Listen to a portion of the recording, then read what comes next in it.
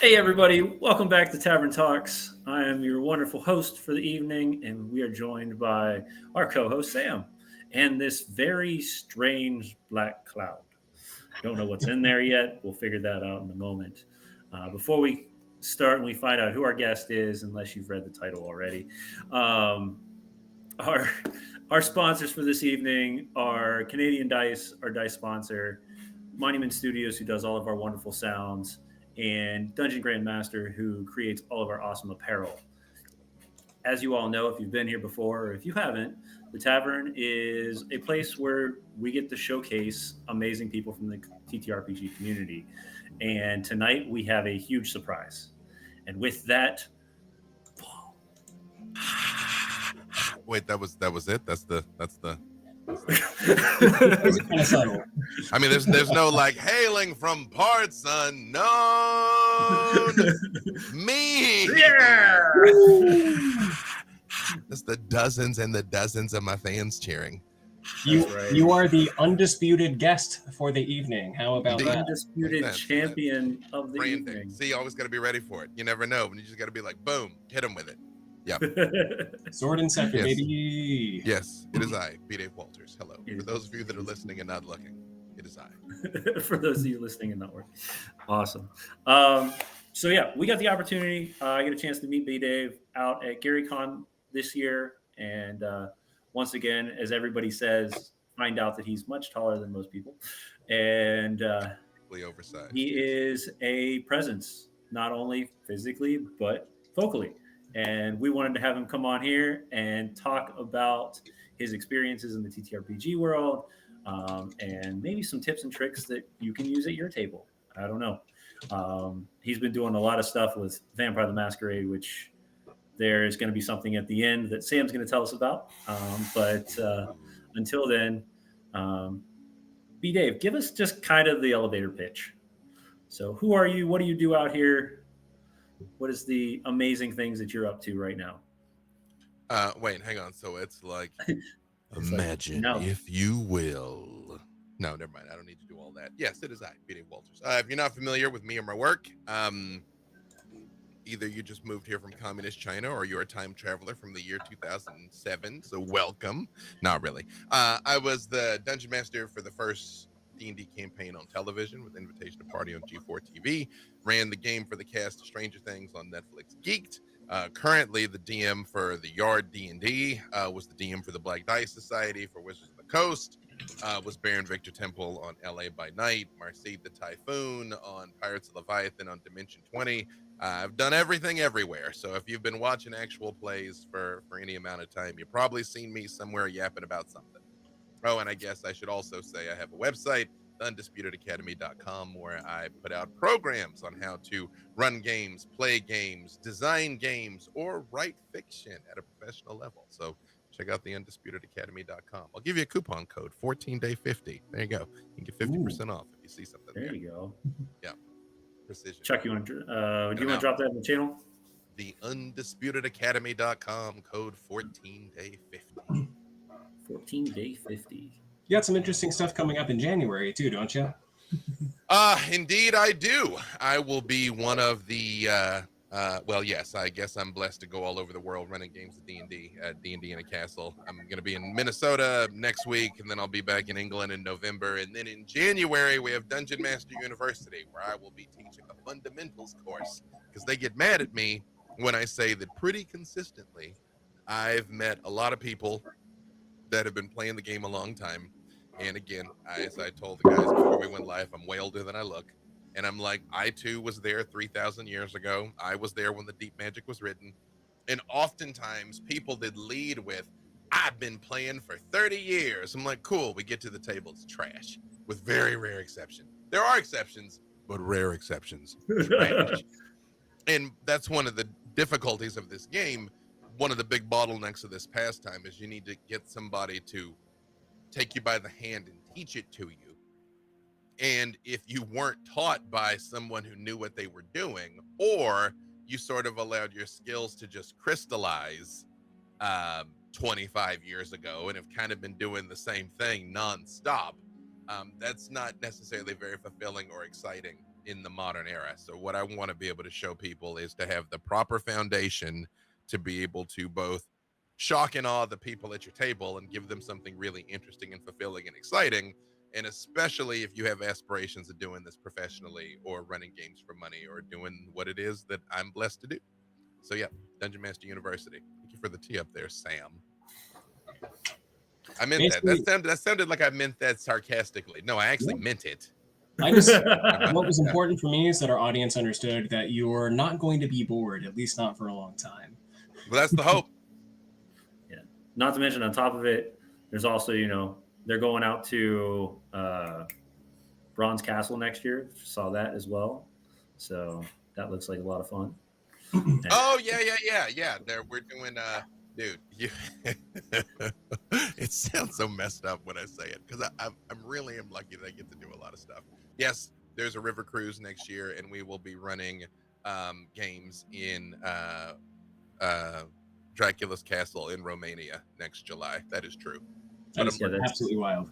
That's kind of on those like above and beyond levels. Like D&D in a castle is amazing, but like the fact that Dracula's Castle kind of trumped that one. I really am going back, and I couldn't decide if I wanted to run Ravenloft or Vampire the Masquerade in Dracula's Castle, and I came down on why not both. So yeah, that's it is the Danube of the Damned is the name of the cruise. I'll see if I can get the website here. It's the Danube of the Damned next July.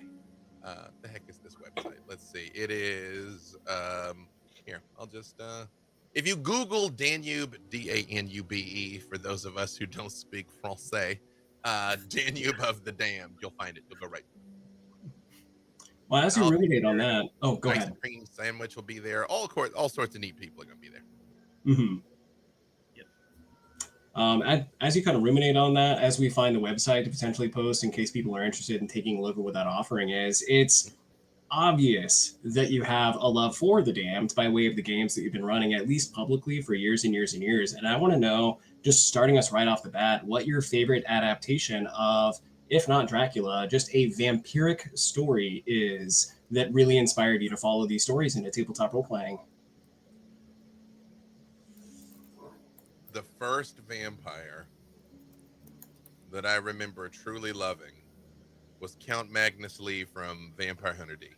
Mm-hmm. And Count Magnus Lee informs a lot of the ways that I portray older vampires, especially I am during the pandemic.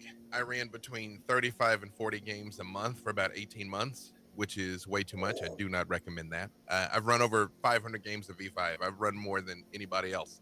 And in the time that we were running those games, all sorts of things happened. And more than once, Kane himself showed up, because by the time you're getting into your like 300th session, you're like, you know what? Kane's here. He's driving his cab. Sure.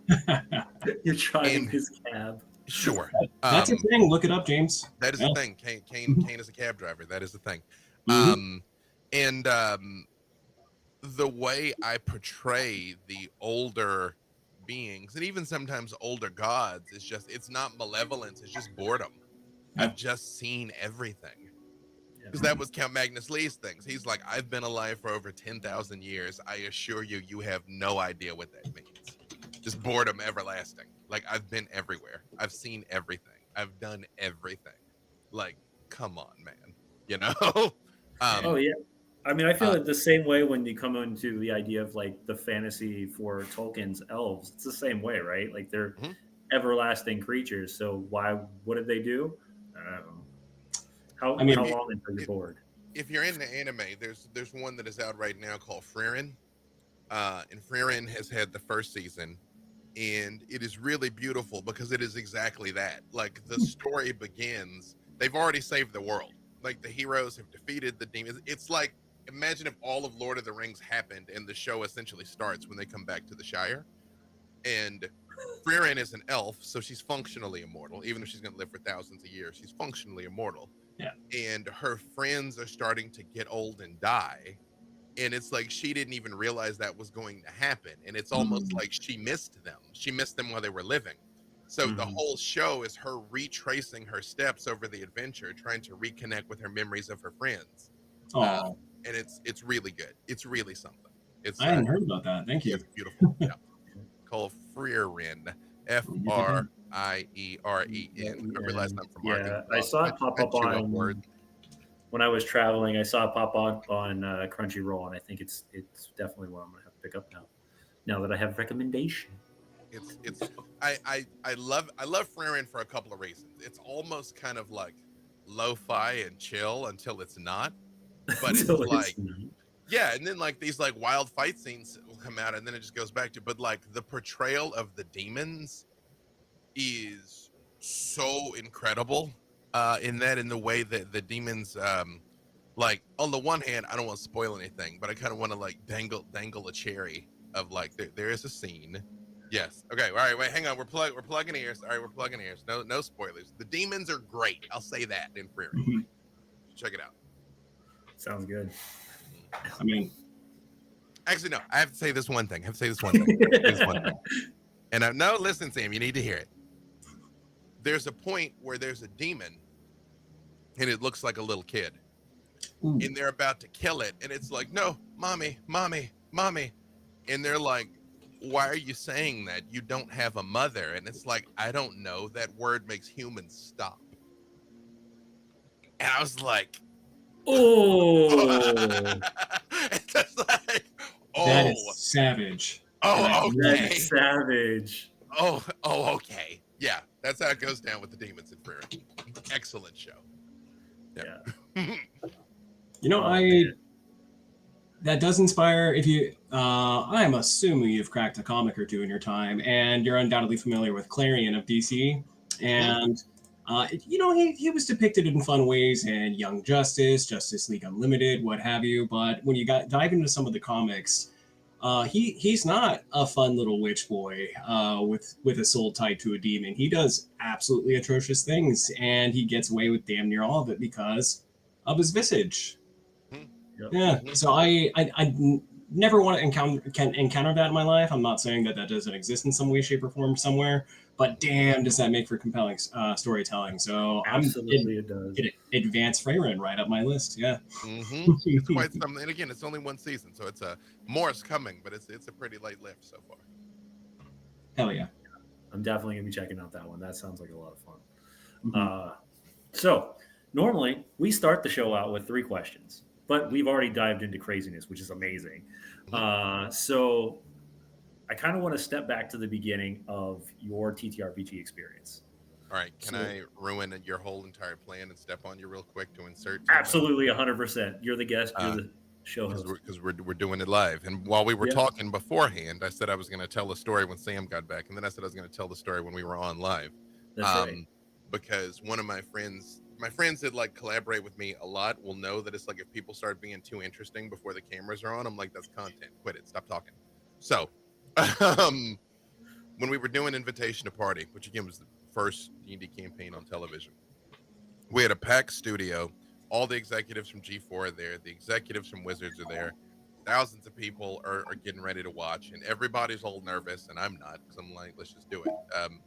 And we're getting ready, and they're like 30 seconds, and the teleprompter goes off, and I'm like, hey, the teleprompter's off, and they're like 15 seconds. I'm like, I don't have the prompter, and they're like 5, 4, 3, and the camera comes on, and the first words out of my mouth are, all right, we'll do it live. And I just start saying what I remember was on the teleprompter. Um, Eventually they got it fixed. After the first break, I had to repeat it because there's ad reads and stuff. You know how it is. But it Yeah. turns out that room, that exact room, was the room where they shot Access Hollywood and Bill O'Reilly had his freak out. Was literally the same space. So I Oh. was like, there's like teleprompter goblins in this room in particular. It's like the gremlins from the old Looney Tunes, just like breaking stuff, which I did not know until after that happened. Somebody later was like, you do know that was here, right? And I'm like, what? Yeah, No, that's first thing. this is where you put us. Nice job, thanks. Yeah. Appreciate you. Second thing, I would be remiss, and I think we're going to get back to this a little later, Sam, but shout out to Beth the Bard, a friend of us both, friend of the show, very dear friend, which is a big part of how I know Sam. Excellent storyteller. You should check out all of it's Beth the Bard on all the socials. Check it out. Check out the socials. Check out our She's in Patreon. She's channel as brilliant. well. She Hanging is out. in the channel. Oh, hello, Beth the Bard. I didn't even know you were in the channel. I felt it. It's like a disturbance in the force. Yep. Everyone shower love on her. Make her blush. It's incredible. She turns Absolutely. the same color as the chair she sits in. It's great. Okay. Now, please proceed with your questions. Sure. So your first actual experience with TTRPGs, not professionally, but what was the first experience?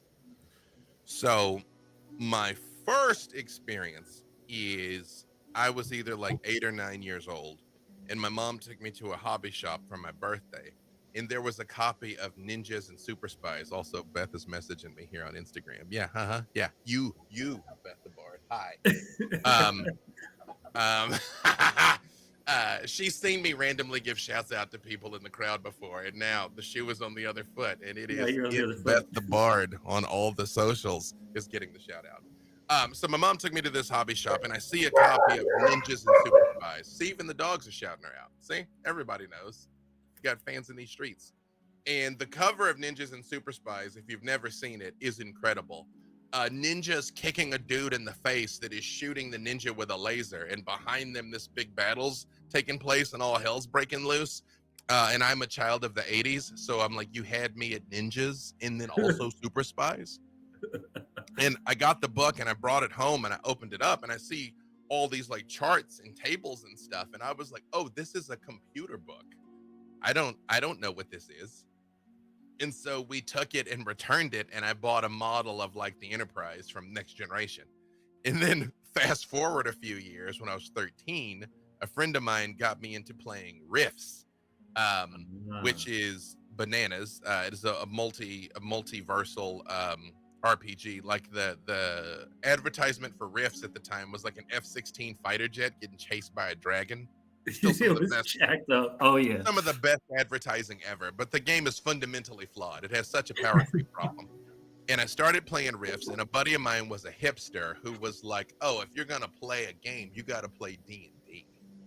And I was like, what's this Dungeons and Dragons you're on about? Because I lived through the Satanic Panic.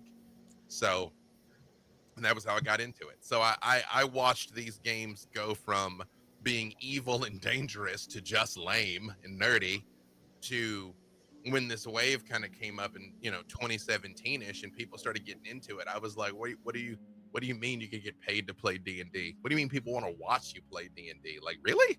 Like the thing we've been openly mocked for like 25 years. 25 years, yeah. Yeah. All right, okay, yeah. So that was that was it.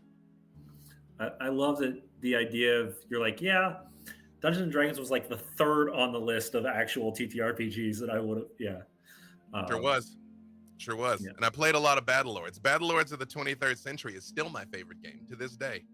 I think I have that crystallization of fandom that so many guys have to D&D because I got to Battlelords first. Stupid fact. Hang on, wait, I got.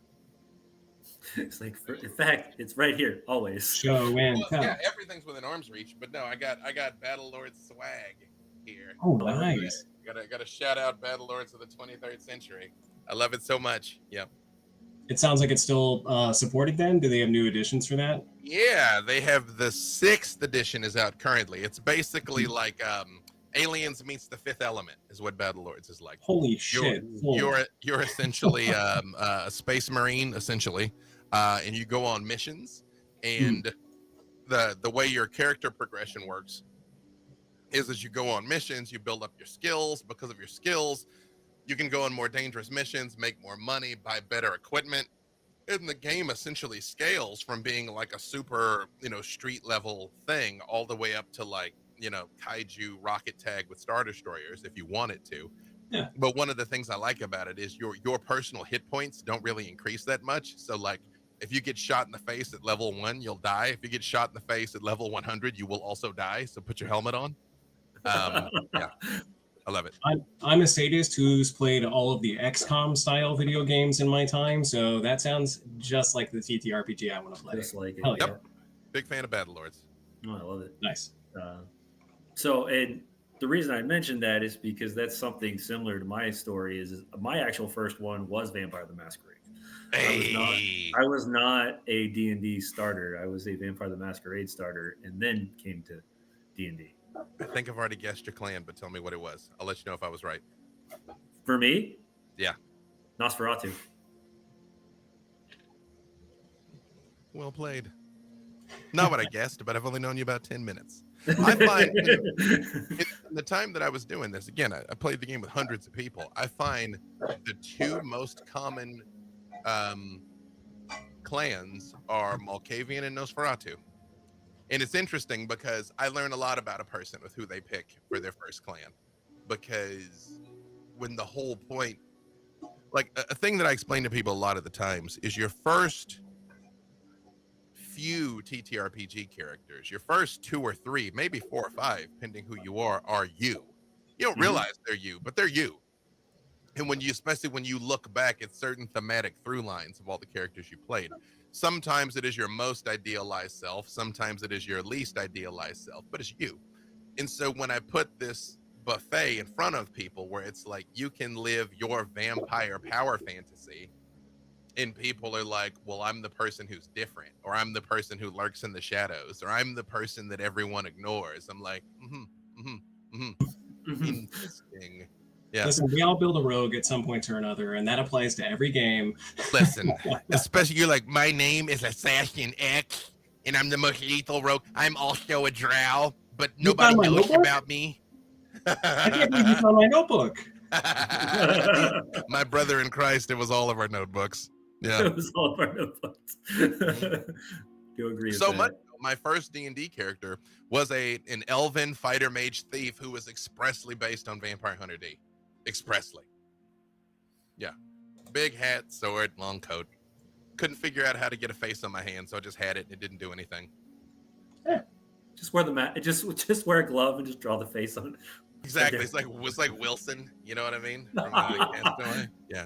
Common magical items can do whatever you want. I'm here for it. I mean, they can now. Yeah. I mean, I could build D very easily, but back in the AD&D days, it's it was a harder go. A lot different. It's a harder go. Yep. Let's see what we've got in the channel because it looks like we've got some Fentru shout outs. We've got some Gangrel shout outs. Shout out to the Clan of Kings. It's all right. Gangrel can enjoy their time in the yard. It's fine. Look, there is room for all the lesser clans at Kane's table. Not at the head of it. Let's see. I got Bloodlines 1. I got Bloodlines 1 right when it first came out. I didn't know anything about Vampire the Masquerade. And even then, I was a video game player who liked to talk his way through a lot of situations. So I will admit, I'm a Toreador main. Yeah. Look, there's nothing wrong with that. So when we did LA by Night, again, my life is keeping things within arm's reach, with my fancy edition of the book, I knew we were doing that game as the launching point for V5, that we were going to introduce a whole new generation of people to this game that, as a child of the 90s, very much fell on my face. Like I was who the World of Darkness was aimed at, but I got into werewolf before I got into vampire because it was like I could be a 7-foot rage monster that can throw a pickup truck, or I can be like, filled with horniness and ennui. I was like, I'm a teenager. I'm already filled with horniness and ennui. Give me the rage. So I got to vampire later, but I enjoyed Clan Venture from the very beginning. And I don't even know that I don't even know why. It just spoke to me. And so my very first stream I ever did was in 2017 for Chair at D20. I did, was the first time I'd ever played on camera. It was also the first time Jason Carl had ever been a storyteller on camera. So both of our first game was together. And for that, I played a Gangrel because they were pre-generated characters. But I really went in. I did a costume and I did a voice and did all this stuff. And I really was like, I'm going to show these people what I'm capable of, which apparently worked out great for me. So when you get your chance, swing, kids.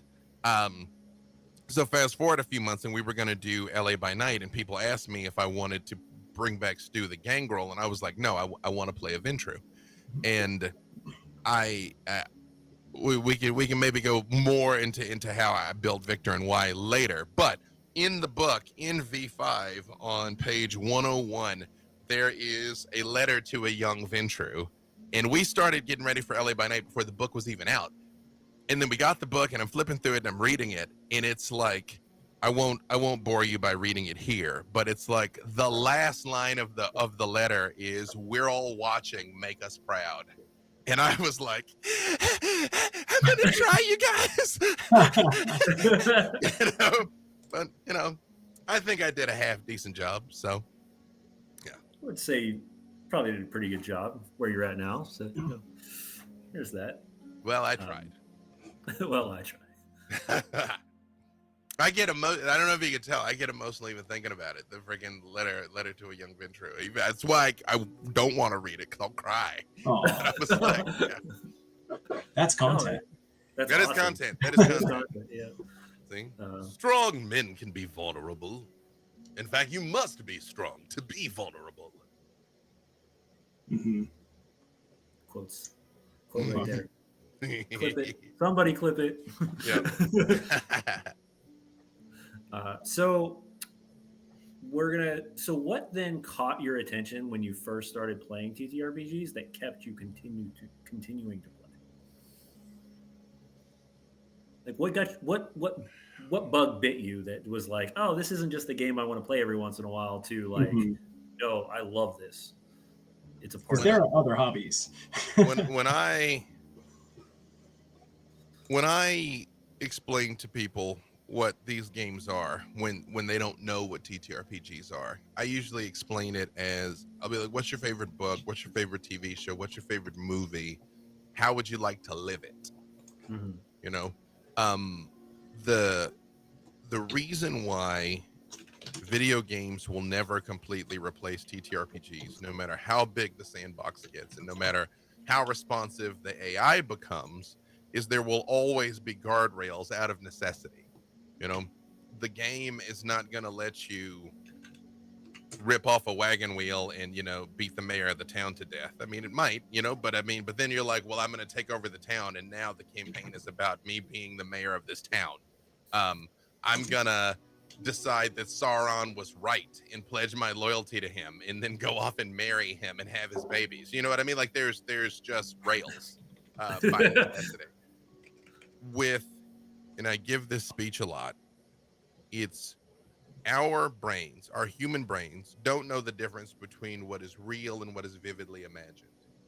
It is why you can have a panic attack and your pulse races, or you wake up in a cold sweat from a nightmare. Or, not to be too graphic, you can have a fantasy in your mind and your body will react physiologically because it doesn't know what's just make-believe. So when we play these games, in these experiences are happening in your mind in every way that really matters. It's real. Those memories of having defeated the dragon live in the exact same place prom does. Is something you did, and as such it can have an emotional impact on you and a resonance that nothing else can. And this is also why these situations are so meaningful at the table. But when you try to tell this story to somebody else, or somebody else tries to tell you their game stories, they don't mean anything. It's like, because you weren't there. Like, okay, you crit on the goblin, I get it. And it's like, no, you don't get it. You don't get it. No, I crit on the goblin. You're like, yeah, no, I believe you. I'm sure it was very important to you. So somewhere along the way, I just got that feeling, and I can't even pinpoint the first time I did it, but I got to be at cause in the narrative. And that's the selling point, especially when this was what the World of Darkness hit on the head. And it was like the embodiment of the 90s. Was so often in your life, you don't get to feel powerful. You don't get to feel like you can make a difference. You don't get to feel like you can right a great injustice or even have an impact or make a difference. These games give you that.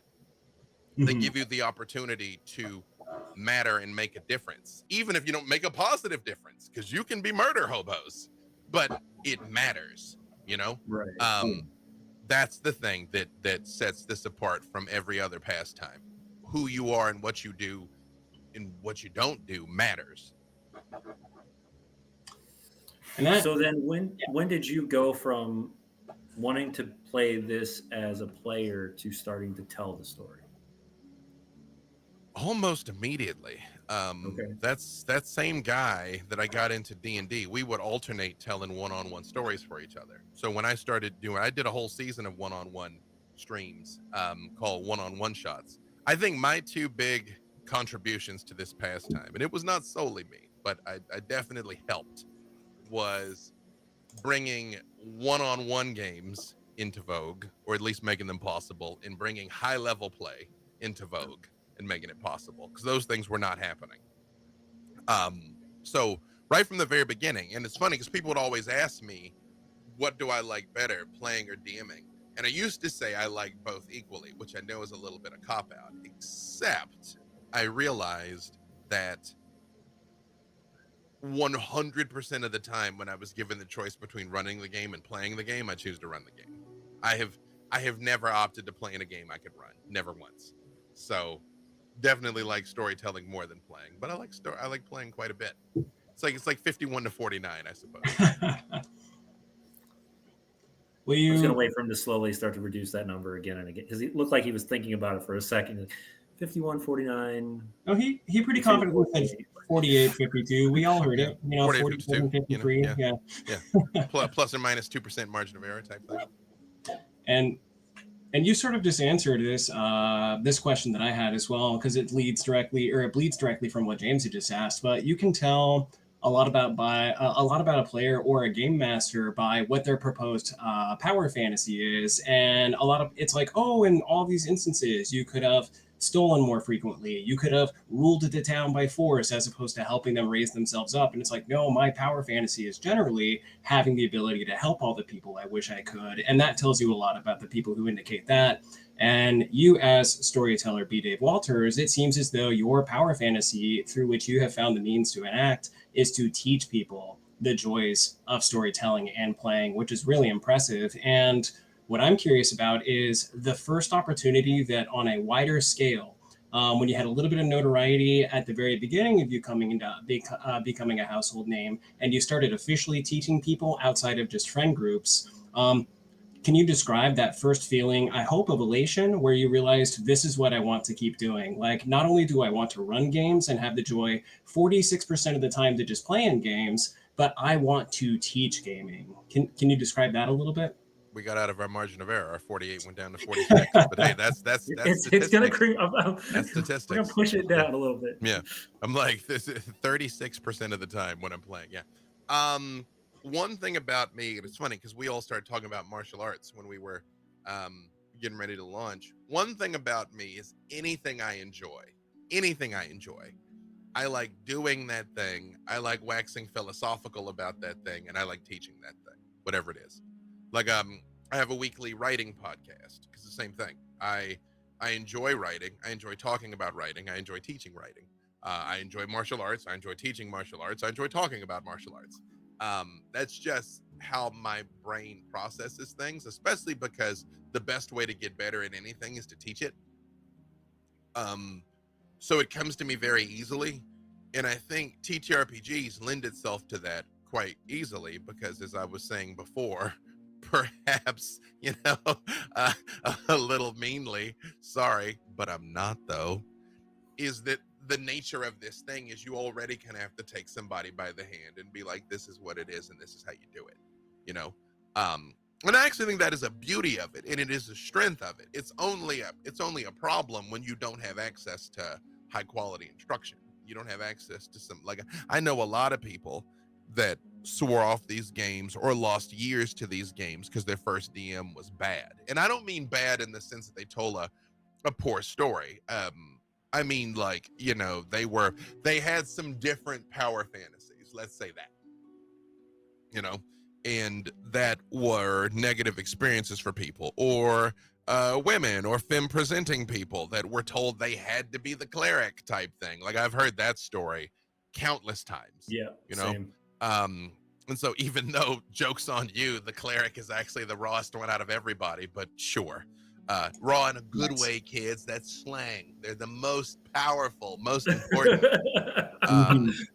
Uh, so yeah, but to your question, I just come about it honestly. That's just kind of who I am, you Yeah. know, that it's whatever the thing is. I mean, like, I won't bust anybody out, but somebody had a minor tech issue when we were getting started. And the first things out of my mouth are, have you tried this? Have you tried that? You know, I don't want Yeah. to insult you by stating the obvious, but I'm It's like, me. when that happened to me, this is how I fixed it. You know, Yep. that's my love language is being of service. I solve problems. So Well, that says a lot in a very good way. That's cool. I'm glad it extends to this really cool hobby. again, I try. Yeah. Can I try? So let's say a brand new GM is coming into the is in the channel right now. What would you give them as recommendations to resources or tips to start? You mean besides 14-day DM and 14-day player that you can find on Yes, the Undisputed Academy? and I want to verify. I want to make sure we got that Using correct. Right, using code 14day50. 14-day 50. Yep. All one I'm word. running ads right now, so you might see me pop up on your screen blabbing. Um, in no particular order, I'll give you a few things. Sure. Your job as storyteller is to elicit an emotional reaction. That is your one and only job. If they're nodding their head yes, if they're shaking their head no, if they're laughing, if they're crying, if they're horrified, if they're leaning in, whatever it is, you are winning. Your only enemy is meh. Your only enemy is them just sort of zoned out doing this. And you are well within your rights to ban phones at the table, for the record, for that very reason. I hear a lot of times, the gag is always scheduling. The scheduling is the real enemy in a D&D game. No, it's not. No, it's not. If you're providing an experience that is of value, Hmm. people will be there. I'm like, barring, I mean, obviously time and tide affect us all. You get a flat tire, the babysitter cancels. I mean, stuff happens. But if you are providing an experience that cannot be missed, it will not be missed. I had people getting up at 2, 3, 4 in the morning because of the time zones to play, wanting to play on their birthdays, like just moving heaven and earth to be there for the games because it was something worth being there for. Um, so remember that your goal is to elicit an emotional reaction. Second to that, the rules exist to facilitate the story, not the other way around. Knowing the rules is important, and it helps keep the things on the rails, and it stops it from turning into kids playing with action figures, being like, "I got you, no, you didn't. I got you, no, you didn't." That's what the rules are for. It is more important that you be consistent. You don't have to have them all committed to memory. I have an encyclopedic knowledge of 2014 5th edition. I know basically everything about that. I know all the monsters, I know all the classes, I know all the spells, just because I played a lot of it. I do not have that for 2024. I don't have all the new stuff committed to memory. I haven't had enough exposure to it yet to have had it all soak in.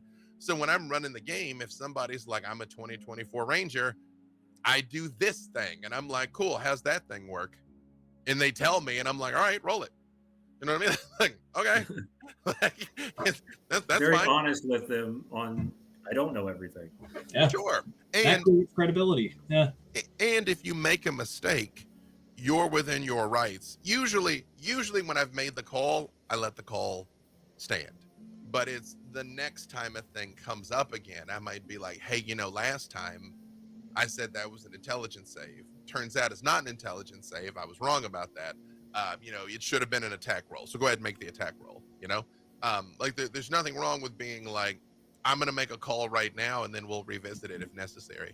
The only time I would make a big deal about it is if something really goes wrong to a player's detriment, like Mm. in the yard. Because, we're blessed to have lots of people watching it. And of course, some people in the comments are really rule sticklers.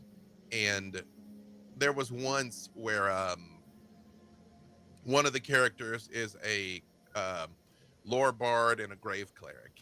Hmm. And quite frankly, one of the other characters was about to get killed from a crit. And I was like, oh, you have an ability as a grave cleric. You can cancel out that crit. And they were like, "Oh, okay, I want to do that." And it's like, "Cool."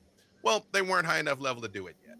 I was like, "Oh, yeah, of course. I forgot that you were multi-class and everybody else is single class." You know what I mean? But I didn't care because yes, I made a mistake, but I made a mistake to their benefit.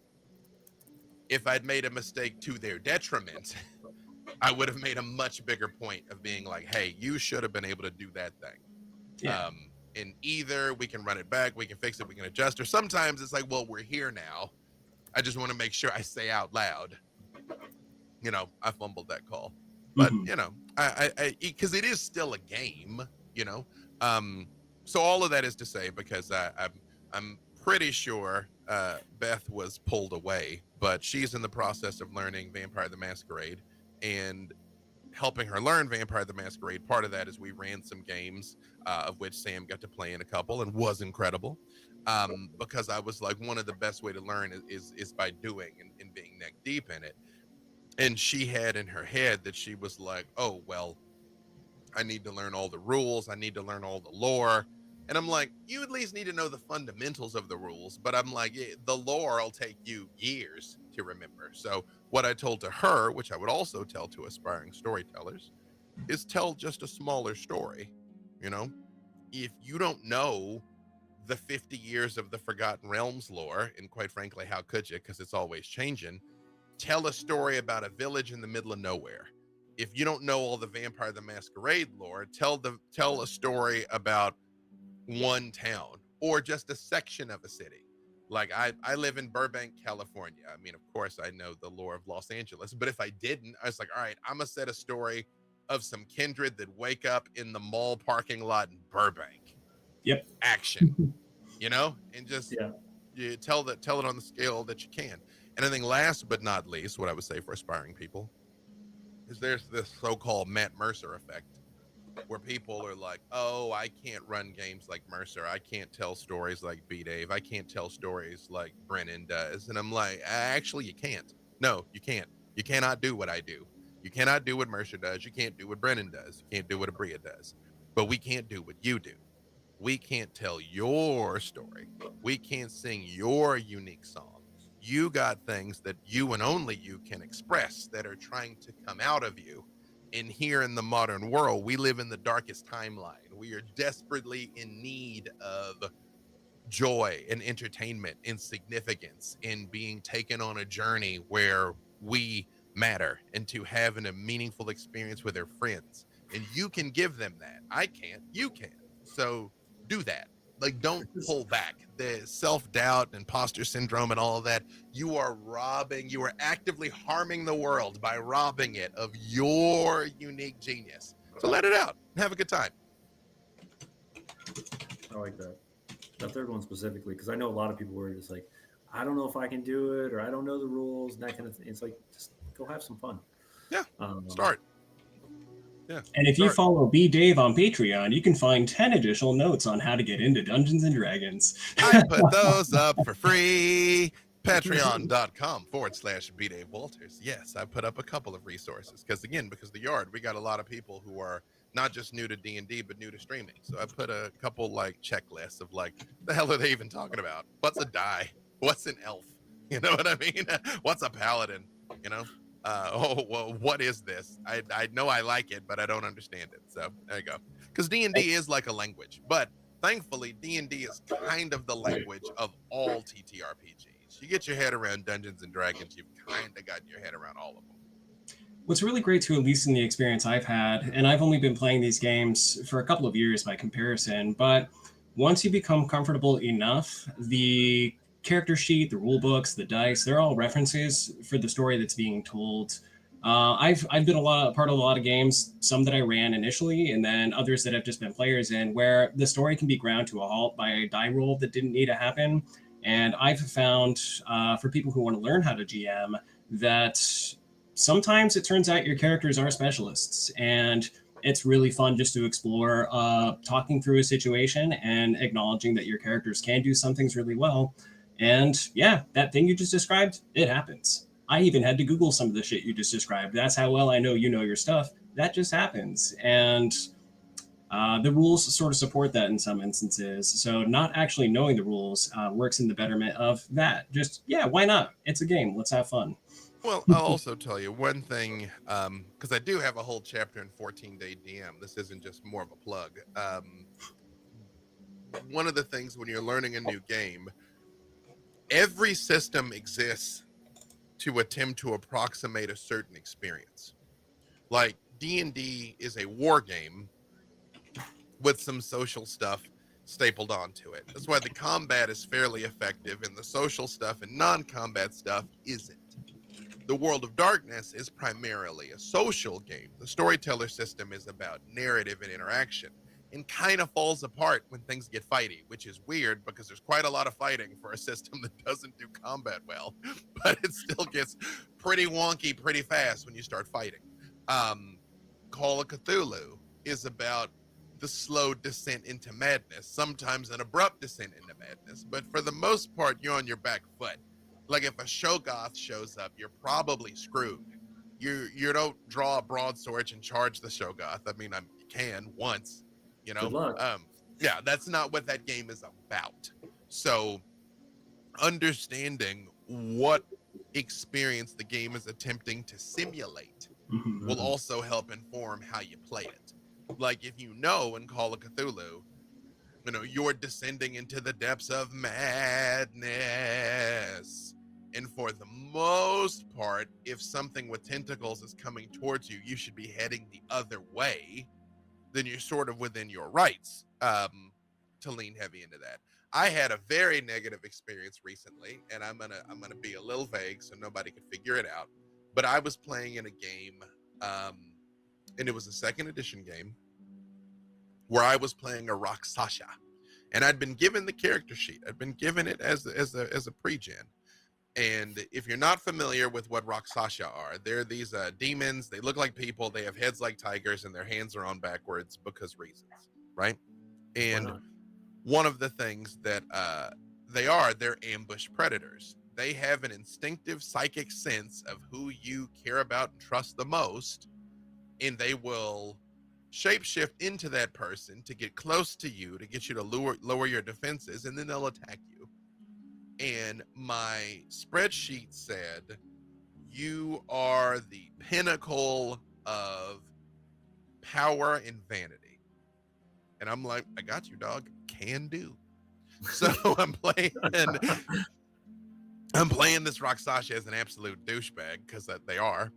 And every single person, I'm like, I'm going to sneak up. I'm going to turn into who they love. And then, you know, I'm going to start messing with them and manipulating them. And the storyteller, the dungeon master, kept saying things like, oh, well, they're not stupid, so they don't believe it. And I'm like, excuse me? Excuse me? Where's it saying my stat block and only works if they're stupid? What? And they're they have a huge intelligence on that as a Rakshasa too. Right. You know what I mean? I'm like, so the one thing I do doesn't work because reasons? Like, what? Backwards hands? That's because reasons, but come on. Yeah. That's the real reason. Yeah, exactly. The backwards hands, that I'll buy. You know what I mean? Yeah. Every time you shapeshift into something, as long as they don't look at your hands, you're good. Like, right. You walk up like you're whistling type thing. You know what I mean? You're like, I'm like, it's like, sir, I'm playing the character you gave me. What are you talking about? Yeah. So stuff like that is bad. Don't do that to people. Don't do that. But I will say too, yeah. Well, just to our aspiring storyteller, that's another thing that I would say. Make sure every session you give everybody a chance to do the thing that they do. A story may lean heavier. You might have a heist episode that favors the rogue more, but the sneaky character needs a chance to sneak. The talky character needs a chance to talk. The fighty character needs a chance to fight. Even though the balance may change and some episodes are way more talking or way more sneaking or way more fighting, everybody needs a chance to feel like a rock star every time. At least once. At least once. And with most games going between 2 to 4 hours, it's pretty easy to fit everybody. Yeah. Especially if you're among friends. It can feel like it's shoehorned in. People shouldn't mind that, but it shouldn't be that hard either. Well, and even as a player, you also want to look for opportunities to make other people look like rock stars and to make other people cool and to set someone up for that neat moment, you Mhm. know, especially like if you've got somebody and it's clear they haven't been talking a lot, for instance, then you could be like, hey, what do you think, so and so? You know, like I played in a stream with another person who I won't bust out, who had dealt with a lot of anxiety, and they had real trouble um, finding their moments to say something, because that can be difficult when you're Mhm. bouncing around between people, and you know, the vacuum will get filled with something. So if you're waiting for the moment that nobody's talking, that time's probably not coming. So we had to have a system where I was like, if you want to say something, touch my hand. That's all you got to do. Just touch my hand, and I'll be like, what do you think we should do? You know, to like set them up, have them win. And to be fair, I'm looking at the tally marks that I've been making here, and I haven't complimented your gaming style enough. So I will say, after after the two, no, I won't. I promise. I will not stop. But James checked in with me. He wasn't able to join in on any of the games with you and Beth, but he asked me what some of my favorite takeaways were. And one of the ones that I remember mentioning to him, like most prominently, is that in both of those sessions, you did a phenomenal job of ensuring that you checked in with everybody, especially when things were starting to pop off. It was clear that you had everyone in mind. You were taking notes to see who you were checking in with. You were doing a wonderful job of like saying by name and this character. Like we all know you're cooking up something interesting. Just the way in which you do check in with and you create moments for your players was something that I really hope I learned from, because that was absolutely phenomenal to be a part of and to behold. So kudos. Well, thank you. I appreciate that. It's yeah, you know, you want to make sure everybody's having a good time, especially when things like get intense. You know, Vampire the Masquerade is a storytelling game of personal horror. You're a monster and you don't want to be. And as such, it can go some pretty dark places, which when everyone has agreed to take that ride is incredible. Um, but things can come up along the way that can become a problem that the player didn't even know was a problem until it was happening, you know? Mm. Where they're like, sure, I said I was all right with this, but now that we're here, I'm actually not all right with this type thing. And so check-ins are good because it helps people feel safe to sort of engage. Like Mhm. I had a situation where we had a D&D in a castle, and I had a woman who was just astonishingly shy. Like, ask me literally anything. Ask me a question. What color's the sky? Aw, Oh, Blue. yeah. That's can't her e- for can't three even see. days, right? Yeah. And this is fine, but I'm still trying to give her her chances, right? And there was a situation where I was literally Asmodeus, and I'm here, and I'm trying to tempt her. And Mark Mear's wife, Belinda Cornish, who is a brilliant performer, is playing Mistra. And Mistra's literally on her other side, trying to take her by the hand and get her to leave, right? And Mhm. Mistra's like, we can go, don't listen to him. And I'm like, yes, don't listen to me. Of course, you will never be free from me. I will haunt you in your sleep, in your dreams, in the shadows. And she's like, and I literally, I'm like, cool, real quick. You good? She's like, yeah. And I'm like, everything's fine. You're all right. She's like, I'm like, cool, great. You will never know another moment of peace as long as I exist, you know. And so we go through this whole thing, Yep. and we get to the end. And one of the things I kind of ask people is like, what's your favorite part? What was your favorite moment from the campaign? And she was like, when I was being tempted. I was like, Yeah. sure, you know, yeah, great. I And think that physically, that had to be something of an experience for her, because you've not only just got you in one ear, you've got a very another individual in the other ear. And if she's so shy that she can't look at somebody in the eye, I can't imagine both ears going off at the same time. yeah, it was a lot. It was intense. You know. And I'm Oh like, yeah. like well, there's another World of Darkness game. So we've talked about vampire, and I mentioned werewolves. There's vampire, werewolf, mage, wraith, and changeling. If you're not familiar, mage is the Matrix. So much so that You you can could break not that game convince me. instantly. You could not convince me the Wachowskis didn't play a ton of Mage. Um, Changeling, kind of Pan's Labyrinth, sort of Hellboy Pan's Labyrinth, kind of.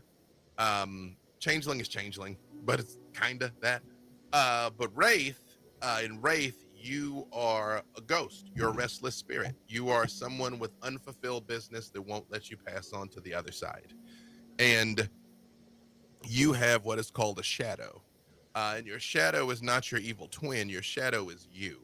It is everything you're not proud of, every mistake you ever made, every secret you ever kept, every lie you ever told. That's your shadow.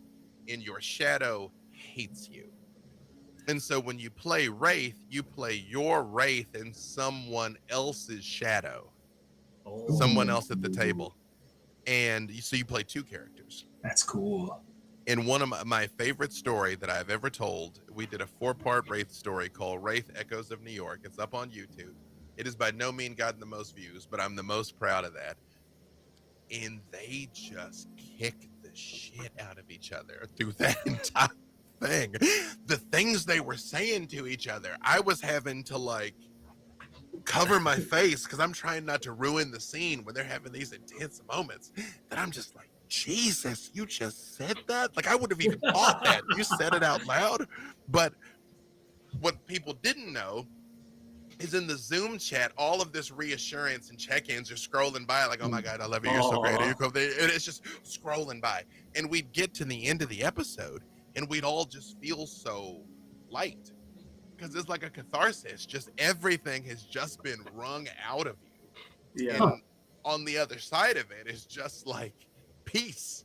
But that's only possible if you can feel safe enough to sort of lower those walls a little bit, to even let someone needle you a little bit.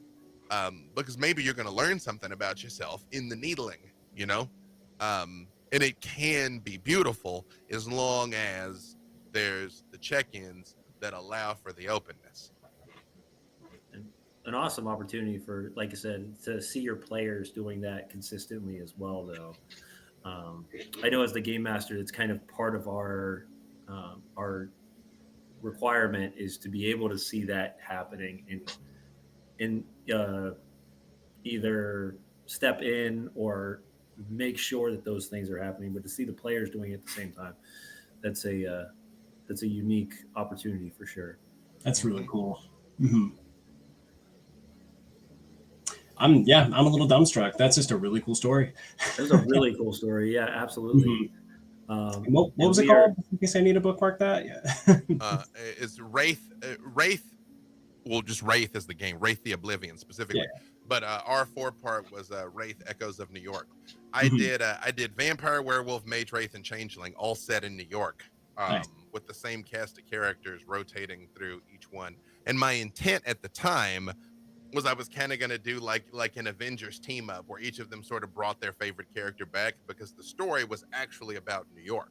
Mm-hmm. Which I think that's kind of the real brilliance of the World of Darkness, and it doesn't get enough attention, is that all of this stuff is happening if you know At where the to look same and where to time. see it. But yeah, that it was funny because I intended to do them in that order: Vampire, Werewolf, Mage, Wraith, and Changeling. But we ended up moving Wraith up a little bit just because Mage is a little more complicated. And I was gonna do Wraith and then Mage and then Changeling, but the Wraith game was so bananas and so intense that the Changeling game ended up being very silly by comparison.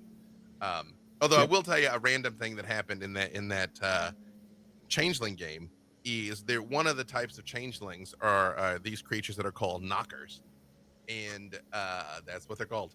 And knockers can make anything. They can build literally anything, but it is always going to have a fatal flaw. Like they had a car that didn't need gasoline, but it made fart noises when it drove. It's like stuff like that. There's always a fatal flaw. And one of the players said he wanted to have a sonic screwdriver, right? So I had this here, and I was like, you have a legally distinct acoustic spanner. And I kept referring to it as his legally distinct acoustic spanner. Mhm. Turns out, purely coincidentally, the head of licensing for Doctor Who was in chat watching it because they were a friend of one of our people. So they probably wouldn't have made a big deal if I kept saying sonic screwdriver, but that's why you got to remember, kids, legally distinct. Yep. Yeah. Legally distinct. It happened to me, legally distinct. And really, I love before we move forward, I think James was just about to transition to the next phase of the show. But I'm curious about your take, since you've run most of those games, as you just stated. If you were going to attempt either Awakening or Ascension, which mage game would you have newcomers try first? Ascension. I Mhm. didn't do any of the 20th anniversary ones. Changeling the Lost is supposed to be wonderful. Mhm. I was just a bit of a grognard about that. So the original publisher, White Wolf has come back, but White Wolf at the time, when they knew they were going out of business, each one of the World of Darkness games, there's this apocalyptic crisis that is coming and they're trying to stop all of them. Mhm. Uh, Vampire had Gehenna, which is all the old vampires are going to come back and kill everybody. Werewolf had the apocalypse. Changeling had the long night. Wraith, I forget what it's called. I think it was the Oblivion. I think Mage was actually the Ascension, or at least they were trying for the Ascension. They were trying for the Ascension before everything was too late. But it's bad stuff is happening. So they wrote endings for all the games where those things happened. It's like the Doomsday arrived, and theoretically your players could play through it at least, which was good, I think, to do from a top-down level. So then another version of them were released later on that were like what if this was kind of a different look at this if those things hadn't quite happened, or at least they'd ended differently. How would this go? And that's why there was things like Mage the Awakening, Changeling the Lost, and all that. Just a different take on it, a legally distinct legally distinct take. Take on it. Yeah, but I was there for the for the OG versions. I was there 10,000 years ago. And what's weird is now, even with Vampire, they sort of were like, well, it kind of did and didn't happen, you know? It was like Gehenna did and didn't happen. It happened if you believed it happened. And I'm like, you guys. You guys. Come on. You know, it's either the elders came up out of the ground and murdered everyone or they didn't. It's not like you know, yeah. So I'm just saying, all the vampires, all the older vampires, are going east for some reason. That calling is happening. that Just is putting that out true. there. No, it's I well, I was about to say I know why they're going, but now I can't tell you. Fine. But now I can't tell you. Onyx Path. That's it. Onyx Path, as I was trying to remember. Onyx Path made all those. Mhm. All right. Well, as we continue to ask questions, this opens up our happy hour for the tavern, which means you, as the chat room, now have the opportunity to throw any question out with within reason. My body's ready. Reason is subjective, and Nope. My we'll body's answer ready. this. Come at me. And if our host saw anything that I missed, dropped out already, I'm gonna buzz There's a through. pretty good one to start. We've had a couple of questions from one person in particular, Billy Berserker 2076, and the one I'd love to start with him, if we ask multiple of his questions, is B. Dave, what are your favorite safety features and lines and veils that you use in a streaming contest or context that you would encourage other persons to utilize? A lot of lines and veils issues can be covered with a good session zero. You know, talking about what the game is supposed to be about, setting the expectations. Like I'll tell people that for the most part, nothing's going to happen in this game that would get us, you know, canceled on Twitch. You know, there won't be, you know, no racism, sexism, homophobia, no violence against children, no sexual assault. But I will sometimes say things like, but there may be peril against children. Like the orphanage may be on fire, but you're going to have a chance to save them type thing. The thing that I lean on the most, and usually doesn't really come up, in fact, I don't think it's ever come up, in fact, is I just be like, just the X, just give me one of these. You know what I mean? If you're afraid to say, if we're doing it via Zoom, you can do it on camera, or you can put it in chat, or just give me one of these and I'll move it along, no questions asked. You know, we'll just end the scene then and there. But a lot of times I'll already try and fade to black a lot of stuff. Like I don't, even if there's a love scene, I don't get too gratuitous. Even with violence, I tend not to get too gratuitous. It's just not the way I do things. Mm-hmm. Nice and simple. I like that approach. Mm-hmm. Well, I think, and a lot of people mean really well with this, and of course, no two tables are the same. But I think you can definitely overdo it to the point of you're almost infantilizing people, you know? Like if you're playing with adults, I mean, obviously this is different if you're playing with kids, but if you're playing with adults, it's like you can let me know. You know what I mean? You can let each other know.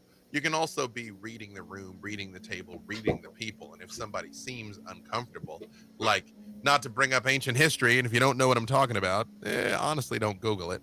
But Adam Coble, in his infamous session that ruined his career, it was so clear everyone was uncomfortable. Mm-hmm. And he just kept driving forward, and it's like, okay, well, there's a cliff right over there, sir. You know, like if you're describing something and people are looking at you like this, And everybody's doing it too, not just one or yeah, two people. everybody's doing that. Again, maybe check in. You know what I mean? Yeah. Because not unlike my example with my shy person, maybe they're all super fine. You know, I will say another thing that I've used for different reasons, but would apply here is a lot of times, a lot of my stories, especially my D&D in a castle campaigns where we've been playing for days. Near the end, there is almost always a moral decision split. Almost always, of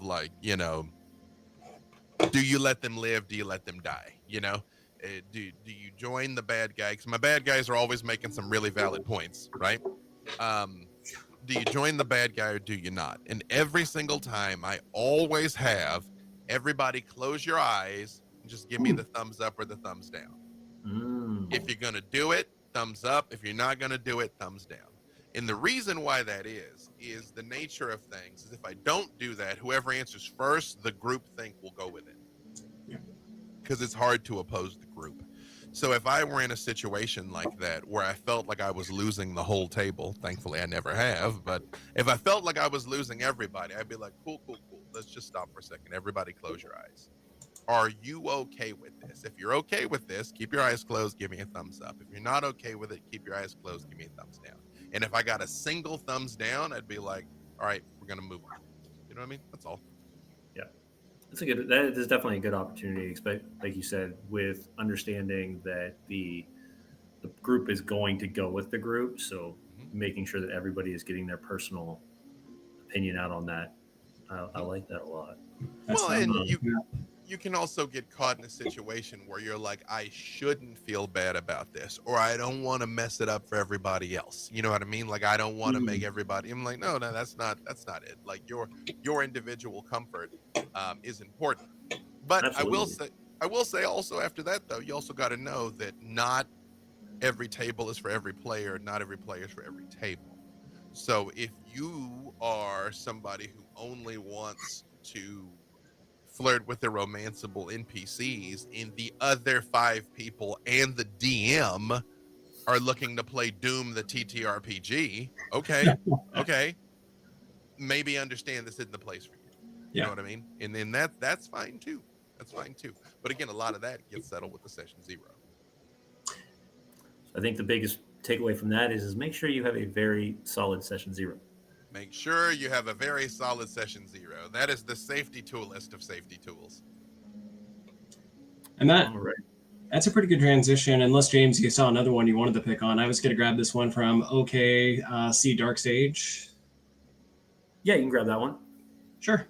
You already sort of touched on this, but it's a topic that a lot of the people in the audience seem to be interested in about. So I say, let's keep this train moving in the right direction. And this person asks, what's a good way to prep players in Session Zero for horror settings, whether it's World of Darkness, Cult, or Candela Obscura, 10 Candles, things of that nature? Like, yes, you cover the potentially touchy topics at the Session Zero, but how do you prepare them once they're on board for the horror setting?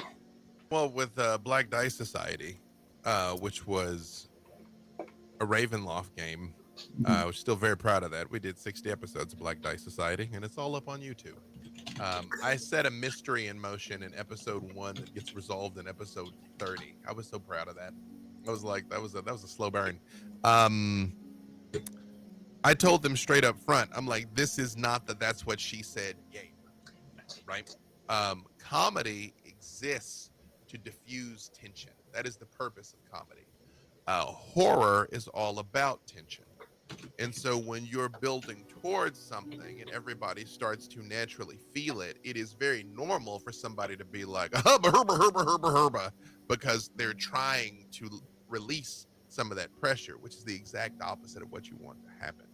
So I had to straight up tell them, I'm like, this is not the place for that. So when I'm trying to set something up, you got to go with me on this. If you have those moments that somebody gives you the herba derba derba when you're trying to do something intense, even if the whole table leans into the gag, you don't. You stay in the place that you want to be. Don't be like, you guys, I'm trying to be scary, you know? Or if we're in person, I'll just hold one finger up towards the person. When they start being like, your mom is so hot, I'm like, I'm trying to do something right now. You know what I mean? Like I'll just, but stick with it. But something you have to understand is human beings cannot maintain a heightened emotional state for more than about 25 to 35 minutes. Our central nervous systems won't let us. You cannot laugh nonstop for an hour. You can't cry nonstop for an hour. You'll level out at some point. Or you may stop and start again, right? So when you're telling your story, you want to wave that emotional journey intentionally, which this is why in comedies and comedy movies, something bad happens right before the end, and then something good happens. Or in horror movies, it seems like everything is fine. No, it isn't. You have to give that, right? So even if you're telling a dark and intense story, there should be places for moments of levity. There should be places for, what are we supposed to use? Harsh language? Like you need that, but it should be like pretty clearly marked where that is, because when the xenomorphs are coming out of the rafters, that's not the time for it, So That's a very a dark game too to play. yep. Played it, man. That's a fun one. I just met the creator of that, whose name escapes me. I just met him at Dragon Con, and one of the things he was saying is like, it wasn't designed for campaigns. You're not supposed to live through the session. And I was like, oh, well, GG, you did that. That's mission accomplished. Yeah, I think the most I've seen somebody play is like 4 episodes, and they're like, yep, they're dead. Yeah, xenomorphs are not anything to be messed with, and even the most powerful, soldier is still going to get wrecked by 2 or 3 of those things. But for me, I don't like, I've played 10 Candles and things. Like, the whole point behind 10 Candles is everybody dies at the end, and the thesis is, by knowing you're going to die, getting stuffed up, by knowing you're going to die, you are free to just do anything without even having to worry about it. I think 10 Candles would be so much more effective if one person lived. I think it'd be a very different game and a much more compelling experience. And I think most people would not be scrambling to try and save themselves. They'd be scrambling to try and save somebody else. And I think it would be much more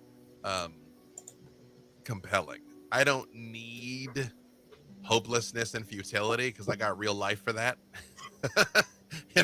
I'm good on watching good people suffer and we all end up dead. Like I'm clear on that plot line. Let me beat the dragon. How about that? Yeah, that sounds like great. That sounds like a great opportunity at the moment, right? Like, yeah. That's why they call it fantasy. But give me that one. Thanks. Yeah. Preach. All right, so Billy Berserker brought up another one. With Yeah, I all know that these old great boy. venues that you've run in, is there anywhere that you haven't ran a game in that is like your dream location? Man, I've been fortunate to go everywhere and do everything. I ran D&D in the Green Dragon Inn at Hobbiton in New Zealand. About to run Vampire in Blood Dracula's Castle. Um, I'm a dork from Arkansas. I'm not even supposed to be here for any of this. So, nah, I, wherever, man. Again, I got to do it on TV. I did. Nah. Yeah, that's Is there self-actualization. Congratulations. I'm blessed in fortunate beyond measure. So the fact that I've gotten to do the things I've gotten to do was already incredible. So it's all I'm just running up the scoreboard now. absolutely? I'm gonna change this one up again. This part of it up. So, is there any game or setting that is like your favorite? Bad You Lords, love Battlelords. Bad Lords of the 23rd century. Love me some Bad Lords. There you Hmm. go. Besides Bad Lords, I liked the West End Star Wars. The West End Star Wars was good. That would have been it in the late '90s. It was a D6 based system with Yeah. and you rolled a ton of D6. I like that a lot. It very much approximated what Star Wars is supposed to feel like in a way that I feel the Fantasy Flight game never did. Ah, Mm, I think Fantasy Flight had the skill tree idea and tried to wedge it into Star Wars, not the other way around. got it. that's more than fair. Yeah. Mhm. Yeah, I definitely agree with that.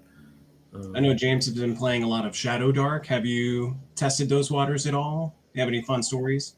I have not played Shadow Dark, but I've heard good things. I've not even played. I haven't played Blades in the Dark either, just because I know they're not the same thing. But just Yeah. Dark came out, and then I've worked on a lot of games that I haven't played. Who has the time? Yeah. Right? Yeah.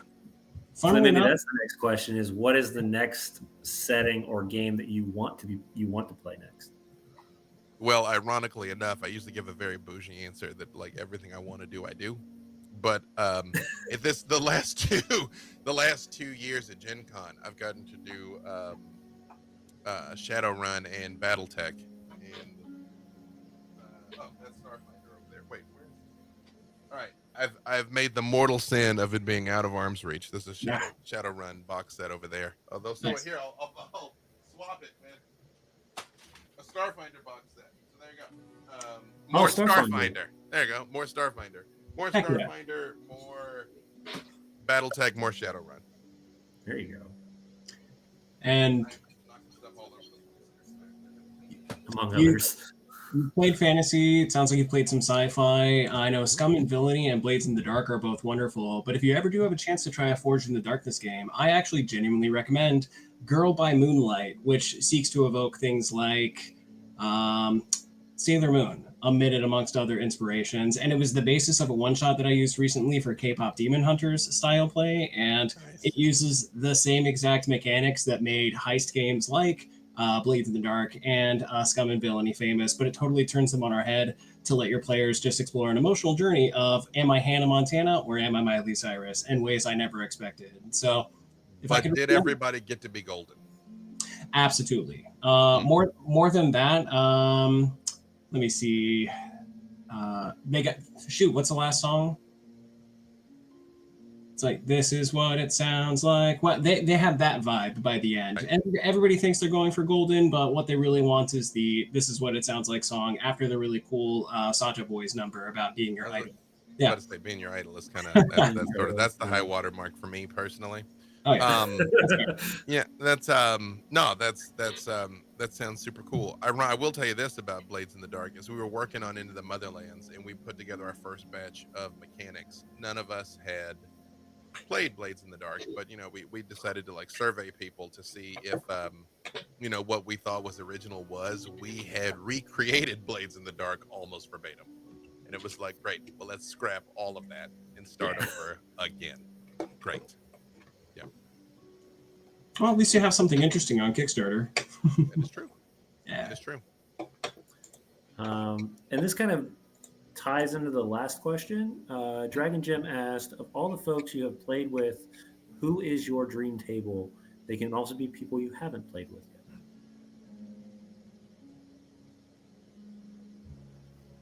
Again, I've You've had the opportunity to play with a massive amount of people. it's it. I've been blessed to do it. I mean, the Black Dice Society. When I cast those 6 people, those were the top 6 people I wanted, and I got them.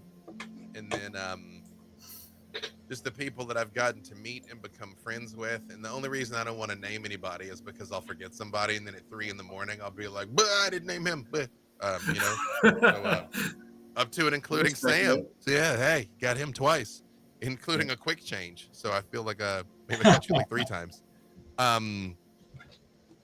Yeah, here's what I will tell you. I will give you an answer. I've seen multiple companies waste small fortunes on trying to assemble dream tables, especially with people that were already famous for other reasons. And it's a gigantic waste of money because the audience doesn't innately care that Jack Black is playing D&D. Um, I know a lot of people that have achieved success in Hollywood and film or television, and some notoriety in the D&D space. And Deborah Ann Walls told me this. Matthew Lillard's told me this. It's like the fandoms don't cross over. Like just because you like Scream doesn't mean you like D&D. Right. Deborah's got it because she's lived in 3 different worlds with True Blood. The True Blood people don't care about Daredevil, much less D&D, right? And so your fan base kind of becomes siloed. What I'm more interested in is people that want to be there and want to be playing, because you can feel it at the table and the audience knows it too. Because when streaming is done properly, you feel like the viewer feels like they are at the table playing the game with their friends and everybody wants to be there. So the extent to which they're into it, I'm into it. In the extent to which they feel too cool for it, or this is just a paycheck or whatever, I'm not trying to hear it at all. And I've experienced both. I've experienced people being like, I am in, and I've experienced people being like, you have me for, there's a 2-hour game. You have me for 2 hours and 5 minutes kind of thing. And then I'm going to act like you don't exist. I've been on both sides of that. I can completely relate to that in this space, both as doing it on the shows here as well as running games. So I feel that, and that definitely hits home. Let's see here, what else we got? Anybody else drop in? Thank you for all the followers tonight too. We're climbing quickly after the 1,000 mark, which Look at that. congrats to our Congrats entire on breaking crew. 1,000. Yep. Thank you. So, um, have you ever done a high fantasy steampunk mixed game? If not, what are your thoughts on that mix? I mean, that's Eberron. Like Yeah. it was well-worn territory. And I've run Eberron stories. Yeah. Keith Baker, Eberron, if you're not familiar with it, he won a contest in was it the late 90s or the early aughts? Keith won that. To design an expansion, a new setting for D&D. I guess it had to be the early 2000s because Eberron was 3rd edition originally. I think. Mm-hmm. I think he loves 4th edition. He's the only person I know that does. Someone had to. One guy. It is Keith Baker. Yeah, it is fairly low magic. It is fairly down in the mud. But it is also like technological and steampunky. They just came out with a supplement where you can tell straight up westerns that are set in D&D, and it's it's all super cool. So Eberron, that's my answer. There it is. Eberron. Mm-hmm. That did inspire. Yeah, I had another quick question. What were we gonna say? Oh no, I was just saying. Hopefully that helps. Toxie Dragon that was the thoughts on the mix. And Eberron is the plug there. It's there. The answer is Eberron. The answer is Eberron.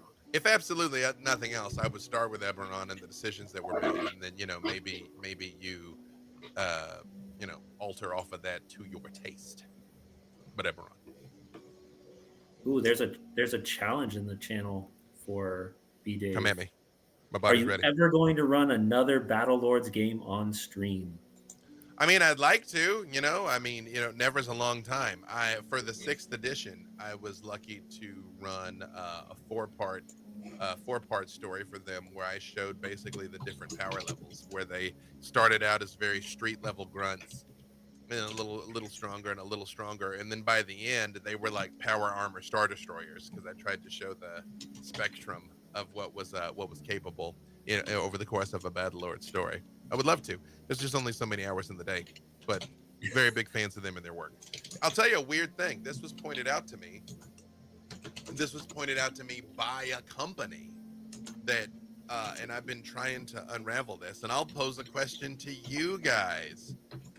What was pointed out to me is people don't play sci-fi campaigns and they don't watch sci-fi streams. And once it was pointed out to me, I have found that to be true. Why do you think that is? Because I got two possible answers. One of which is reasonable and one is heartbreaking. But I put it to you. Why do you think people don't play sci-fi campaigns and don't watch sci-fi streams? I Mm-hmm. really wish our other co-host was here. I mean, he is, but he's in the audio Yeah. because he loves sci-fi. That is his jam. You and Keith Baker, there's got to be the one. If I had to hazard a guess, I would say that when you're watching numerous other genres, not just fantasy, there's a certain degree of relatability that can be achieved that's much more difficult to see in a sci-fi setting. So when people really begin to enjoy a program, they begin establishing a personal relationship not only with the story but with its characters. And the further you are from what's possible, whether it's a fantastical element of what could have been historically available in the past or what's currently happening but with a different shade or lens, sci-fi is just much harder to relate to because we're so far away from it. That's my guess. See, and I'm almost thinking the opposite. We're looking for, you want to see our body go as far away from normal as possible, and sci-fi can give you something that can be related on. Along And yet these it doesn't have the audience. that doesn't have the audience. The two answers, I've been kicking this around with people for years, in the two best answers, because I don't have a solution, otherwise I would have solved the problem and be making all the monies. Is the reasonable answer that conclusion I've come to, is we are conditioned to consume sci-fi passively. We watched Star Wars, we watched Star Trek, we watched Doctor Who, and we've loved those things. We watched superhero movies because, again, this another book I worked on, or no, I did, yeah, I worked on this one. The Marvel superhero game, Catechism of King. We watch the MCU. We don't participate in it. With fantasy, not only has D&D been a thing for 50 years, but a lot of times our first introduction to fantasy is reading books, reading The Lord of the Rings, even though those movies have been out 20 years now. Most of us, at least for quite some time, read The Hobbit, read The Lord of the Rings, and those things came to life in our minds. Even read Harry Potter, with however, she who shall not be named, whatever she's become, has a debt to the world for getting people to read thousands of pages of books, right? But those things come to life in your mind, and that is experiential for all the reasons I gave before, of your mind not knowing what's real versus vividly imagined. So we watched Tatooine and Hoth. We felt like we'd been to Middle Earth. That's one theory. The other theory, the sad one, and I don't remember who said this to me. This was not my idea. Someone said this to me. Was it is easier to believe the past was better than it was than that the future is going to be good. And I was like, "Ooh, I do feel that." I'm like, I don't want that to be true, and yet your argument's irrefutable. Oh, yeah. oh, Damn. oh. What a fun note to be so late in the stream. Yeah. Tumble that one around in your noodles, kids. Take that one with you for your 2 a.m. ceiling staring. No, locked and loaded. Wow. Yeah, that's woo. That is something. You have me feeling a different way about the plans I had for an upcoming My Little Pony RPG one shot I was going to be running. It might have to be more existential just by way of having heard that notion recently. Listen, the My Little Pony RPG is pretty good. Also, Rarity is objectively the best pony. Second to her is Nightmare Moon. Nightmare Moon is one of the greatest names ever. I know she became Princess Celestia. Facts. No, yeah, but no, Princess Celestia is the other one. Nightmare Moon did become Princess. Well, you know. Either way, Nightmare Moon's a great name, but Rarity superiority from the very beginning. Yeah. Mhm. Rainbow Dash is a strong second, or third as it was. Well, no, wait. Now I got to know what Nightmare Moon's actual princess name. Yes, Princess Idris. Luna, right? Well, it's funny. So my lightsabers, they're over there. I can't get them, but I have like purple combat lightsabers, right? And Nice. their names were Rarity and Twilight Sparkle. Oh, hell And yeah. I have the piece where they connect and make like Darth Maul's dual wielded Yeah, saber. That's Nightmare Moon when they come together. Hell that's yeah. awesome. Princess Luna. Princess Luna. Yep. There you go. I thought so. Mhm. Nice. I do. By the way, I do love the if you want to go back to D&D notion of naming your swords or sorry sabers as such is so Drizdo Erden. And Drizdo Erden wishes that he was able to bring Icing Death and Twinkle together to form a Darth Maul-esque sword. 1,000% he does. 1,000% he does. I should tell Bob Salvatore that he might. There's still time, you know. Yeah, Mike. you know he's got that next book coming out. Like his daughter could do what he never could. You know, there's still time. Yep. Yep. It's I believe at least 100 years later, and if she hasn't found a new way to use those swords, then she's not trying hard enough yet. Also true. Also true. Well, time flies when you're having fun. And happy hour is over. Last call is being provided to all in the tavern. Sam, do you have any last things you'd like to ask or say to B Dave? You Oh, don't have hell to yeah. go home, but you can't stay here. Mm-hmm. That's right. My last World of Darkness question for the night is, and I was kind of ticking games off when you mentioned all the very fun ones I'm going to watch on YouTube very soon on your channel, but why no Demon the Fallen? I'm curious. Come on. Demon, Orpheus, Uh-huh. Mori, Uh-huh. all of those Black Dog Games things, sir.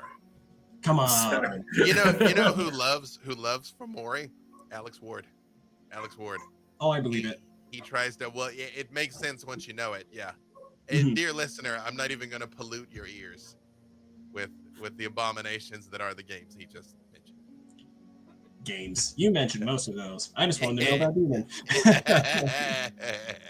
My non-answer is an answer. That I believe I took the words out of my mouth. Thank you, sir. Yeah. Well, it has been an absolute honor to have you here in the tavern tonight. It was great to get kind of an insight on how you made it to where you are. I have a request, you guys. Absolutely. Beth the Bard had to step away because she has to do a thing. Here's what I'd like you to do. It's Beth the Bard on all the socials. She's a friend of the show. She's a friend of me and Sam. Wouldn't be here if not for It's Beth the Bard. Go on her socials and say something nice to It's Beth the Bard. I won't load it up because if I tell you what to say, it'll seem disingenuous. But yeah, Absolutely. It's Beth the Bard. Say something nice. It's mean a lot Beth to her. the Bard. Mm-hmm. Mm-hmm. And if you're curious about her game style, you can go on YouTube and you can check out our ladies DM roundtable that we had last year, and she was one of the wonderful ladies on that team. See, And Sam that Bell. is she's doing her own stunts over there. Yeah. Yeah, we are slowly rolling out the audio of the. Oh, you got there. It is. It's she is the ancient. The She is green the screen ancient. doesn't want to cooperate. She wrote a gender bent There you go. version of Curse of Strahd. She is the ancient. Brilliant. Oh, brilliant. According to a contemporary, it is so much more than in Gender Bent Curse of Strahd. Fully reinvents the story in a way that brings a lot of new life to it for those of us who've been running the module since 2015. So, highly recommend it. And she's working on a Frankenstein book. Daughter of Frankenstein. Yes. Daughter of Frankenstein. Yep. So say nice things. It's Beth the Bard. There we go. So, if we haven't said enough nice things, about B Dave. It was wonderful having you here on the show once again. Go check out uh, his website. We're gonna have that plugged in one last time in the channel. That As is soon as, theundisputedacademy.com. You can use code 14day50 to get 50% off anything listed there. and with that, the tavern is closed. Please stick around for just a couple more minutes as our host is going to raid some friends.